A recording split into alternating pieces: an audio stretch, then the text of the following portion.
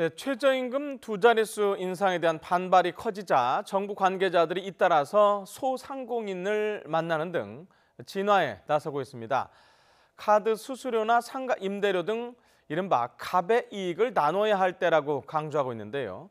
소상공인들은 그거하고 최저임금은 별개 문제라고 지금 선을 긋고 있습니다.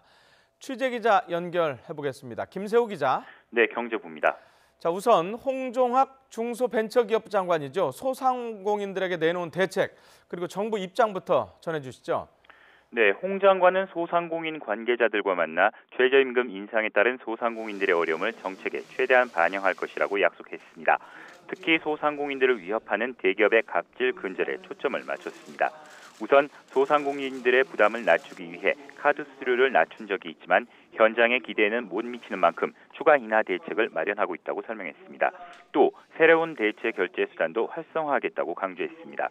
이와 함께 영업에 전념할 수 있도록 임대료 인상 상한선을 9%에서 5%로 낮추고 5년 계약 갱신 청구 기간도 연장하겠다고 밝혔습니다. 홍 장관은 문재인 정부의 소득주도 성장론은 서민들의 지갑을 든든하게 만드는 것이고 이것이 결국 소상공인과 중소기업을 살리는 길이라고 강조했습니다. 이 같은 발언은 최저임금 인상 자체는 경제 성장을 이끌기 위해 반드시 나가야 할 방향이라는 점을 강조한 것으로 풀이됩니다.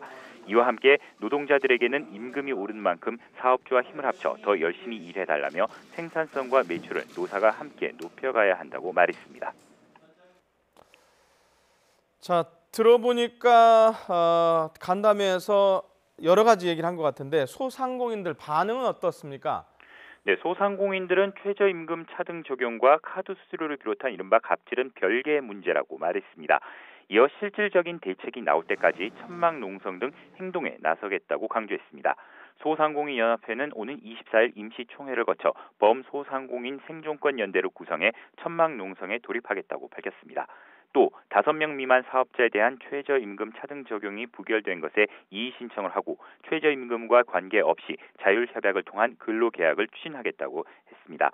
소상공인들은 이 자리에서 내년도 최저임금 인상안을 준수하려면 5명 미만 사업장에서도 사회초년병을 월 200만 원 이상 주고 고용해야 한다며 어려움을 호소했습니다.